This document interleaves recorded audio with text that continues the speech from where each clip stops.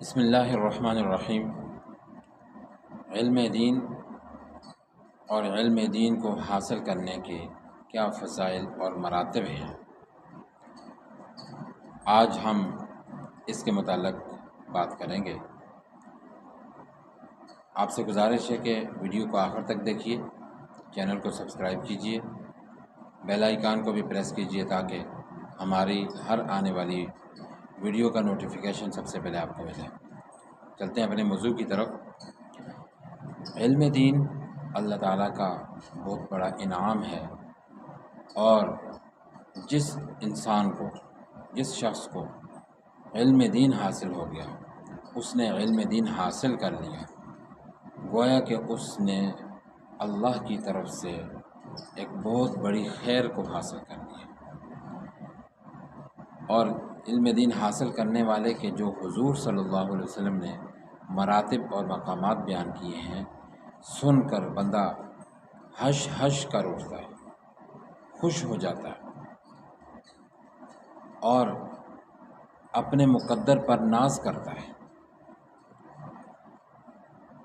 حضرت ابو درداء رضی اللہ عنہ فرماتے ہیں کہ رسول پاک صلی اللہ علیہ وسلم نے فرمایا کہ جو آدمی علم دین حاصل کرتا ہے، علم دین حاصل کرنے کے لیے کسی راستے پر چلتا ہے، تو اللہ تعالیٰ اس کو جنت کے راستوں میں سے ایک راستے پر چلا دیتے ہیں۔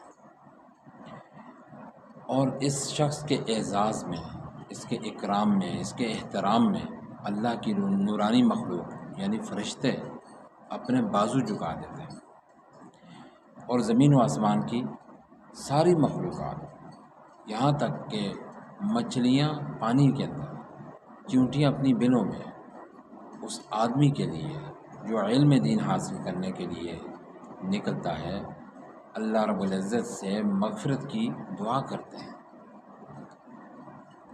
اور عالم کی فضیلت نبی صلی اللہ علیہ وسلم نے فرمایا کہ عابد پر ایسی ہے کہ جیسی 14ویں رات کے چاند کی فضیلت سارے ستاروں پر ہے۔ اور نبی صلی اللہ علیہ وسلم نے آگے ارشاد فرمایا ان العلماء ورثۃ الانبیاء، کہ بے شک علماء انبیاء کے وارث ہیں۔ اور آپ صلی اللہ علیہ وسلم نے پھر اس بات کی بھی وضاحت کر دی کہ انبیاء کرام کی وراثت کیا ہوتی ہے۔ آپ نے فرمایا کہ انبیاء کرام کوئی درہم اور دینار وراثت میں نہیں چھوڑتے، کوئی دنیا کی چیز وراثت میں نہیں چھوڑتے، بلکہ انبیاء کرام کی وراثت علم ہوتا ہے۔ اور جو شخص انبیاء کرام کی اس وراثت کو حاصل کر لیتا ہے، یعنی علم دین حاصل کر لیتا ہے، تو وہ انبیاء کا حقیقی وارث بن جاتا ہے۔ اللہ اکبر!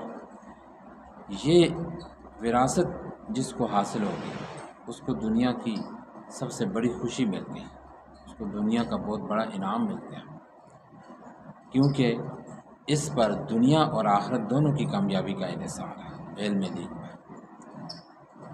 اور ہر مسلمان کے لیے کم از کم اتنا علم حاصل کرنا ضروری اور لازمی ہے کہ جس سے 24 گھنٹے کی اس کی زندگی دین کے مطابق گزرے، نافرمانی سے بچ جائے، جائز ناجائز کا اسے پتہ ہو، حلال حرام کا پتہ ہو، پاکی ناپاکی کا پتہ ہو، فرائض واجبات کے بارے میں کچھ نہ کچھ جانتا ہو، اپنی نماز صحیح طریقے سے ادا کر سکے، وضو صحیح طریقے سے کر سکے، غسل صحیح طریقے سے کر سکے۔ اس لیے جس کو تو یہ علم ہے وہ تو خوش ہو اور اللہ کا شکر ادا کرے، اور جس کے پاس اتنا بھی نہیں ہے تو اسے چاہیے کہ کم از کم اتنا تو ضرور حاصل کرے، اور نیت کر لیں اپنی اولاد کے لیے کہ ہم اپنی اولادوں کو، اپنے بچوں کو علم دین کے لیے وقف کریں۔ اللہ تعالیٰ عمل کی توفیق عطا فرمائے۔ وآخر دعوانا ان الحمد للہ رب العالمین۔